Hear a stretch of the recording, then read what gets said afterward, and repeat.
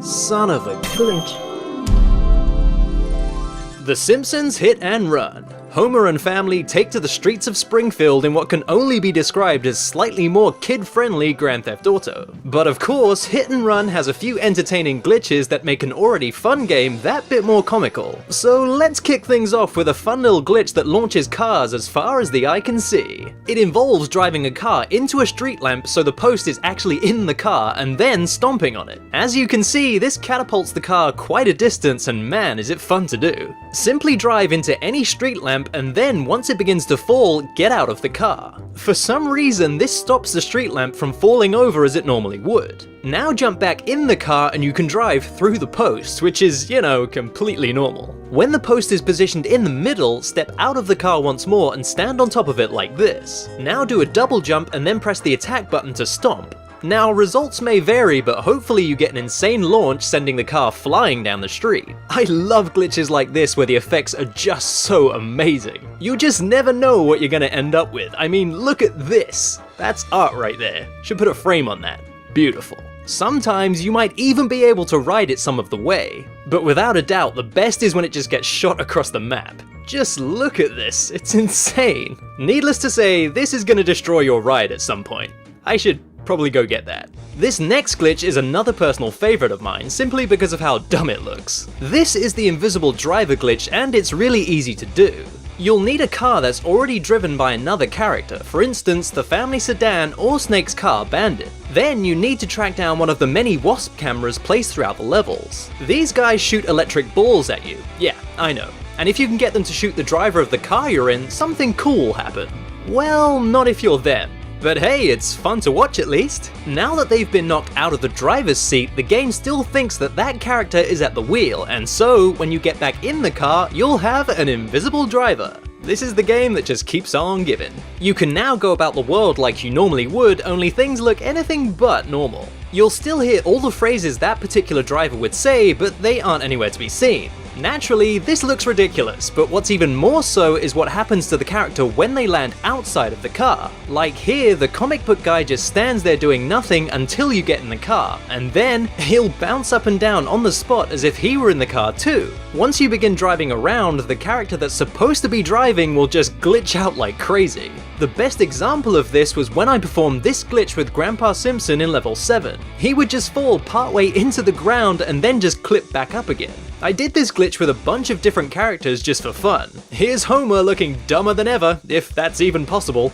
This glitch has no practical use whatsoever, but it's pretty fun nonetheless. But here's a glitch that is useful. During the mission The Fat and the Furious, you have to beat Smithers in a race which takes you all the way around level 1. But here's a shortcut that will guarantee you win the race. Before you speak to Carl to start the mission, park your car in the doorway of the power plant like this. Now head over to Carl and begin the mission as usual. You'll see Smithers race away from the power plant, but head to where you parked your car. It's now inside the huge door that cuts you off from going through the power plant to Mr. Burns' mansion, but you're actually still able to enter the car normally. Now you can just simply drive out of the door and take the shortcut to the mansion, making this mission a real breeze. Inside the power plant you have these guys dressed in their radiation suits, and they only occupy this section of level 1. Here's where we'll be using a cheat code, namely the horn makes the car jump cheat to get some glitchy effects. To enter the cheat, pause the game, head into the options, hold L1 and R1 for PS2 or both the L and R triggers for the GameCube or Xbox, and then enter the cheat. With the cheat active, you're ready to go. If you drive through the power plant, eventually you'll reach the Stonecutter's tunnel, and here's where we can use the cheat. As you drive up these small stairs in the Stonecutter's hall, honk the horn and the car should shoot into the air. The car will hit an invisible wall and then fall back down to Earth, but here's where something funny can happen. Usually, Springfield is populated with your average everyday folk, but when you perform that super jump, you skip a trigger for the next area to load correctly. And so now, everybody in this area of Springfield is wearing the power plant radiation suits. It kinda looks like they've been invaded by aliens in some weird 50s B-movie. Should I be worried about this? What do these guys know that I don't? Another interesting side effect of this glitch is that the music from the Stonecutter Hall is still playing even though we're nowhere near the place. And the further out you drive, eventually the game will load in the correct NPCs as it should do. Moving on, here's another slightly more useful glitch to do with street races. During a street race, there are no cars on the road, making it easy to get from point A to point B. But there's a glitch that can get this no traffic property to cross over into general free roaming, or more importantly, in missions. Enter a street race, whether it be a checkpoint race with Ralph or a time trial with Milhouse. Complete the time trial or checkpoint race as you normally would, and then at the end, Patty and Selma will speak to you. Here we want to skip that small cutscene by mashing the jump button and keep doing this until you see Homer or the character you're playing as jumping. Then, as you return to normal gameplay, quickly press start to enter the pause menu as quickly as possible. Now you can go to mission select and choose a mission. When the game loads up again, you'll now see there are no cars on the road whatsoever. What's happened is, the game still thinks we're in a street race, and as such, keeps the roads clear.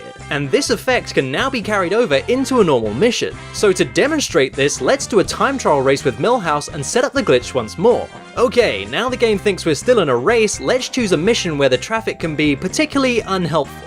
Let's see. No. Set to kill. No. No! This mission is the worst, but with the no traffic glitch it actually becomes a bit more bearable. It is still ridiculous though. You mean to tell me 50 seconds is enough time to get from here all the way to here? You gotta be kidding me. Well, I guess having no traffic on the road does help a ton. This glitch can also be carried from mission to mission if you perform the same steps once the mission ends, jumping and then entering the pause menu and then selecting a mission. Very useful indeed. Here are some random miscellaneous glitches that I experienced throughout the game. During the mission Flowers by Irene, the truck that you have to follow can sometimes get knocked a little off course. If this happens, you're in for a show of some of the worst AI driving you've ever seen in your life. It took a good long time for the game to finally get the truck back on the right path again. Man, I've seen some things in my time, but boy is this dumb.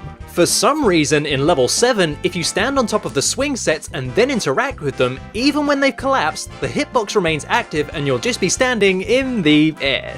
Now this is only strange because in levels 1 and 4, when you do the same thing, you fall to the ground with them. Very odd, maybe even a little bit spooky. Well, I guess level 7 is Halloween themed, so in level 2, when you reach the train yard, get on top of this train in particular. Again, for some reason, the slope side on top of this train isn't solid, and so Bart's able to run around inside it. I guess a programmer took the day off when they made these? In one of Marge's missions, I had to take out one of these Buzz Cola trucks. Usually they end up in a big explosion, but not this one. The mission is over, but this truck didn't get the memo. When it goes off the screen for a split second, it's gone. Seriously, what goes on in this game? I don't even know what this is. I was just stuck. And finally, let's have a little out of bounds fun with the game, and there's plenty of ways to do that. One of the easiest ways is to go to Springfield Elementary and at the back is a huge sign. Yep, you're not seeing things, you can just go inside the wall, but the real fun is when you double jump underneath the sign.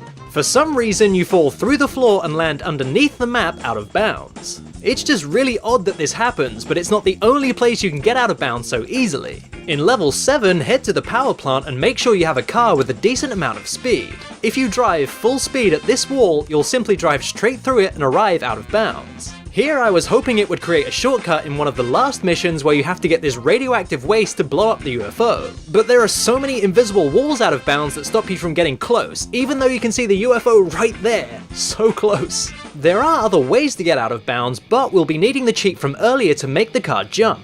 You might also want to use an invincible car cheat too, as there are a lot of invisible walls you'll crash into, and your car blowing up is just gonna kill the fun.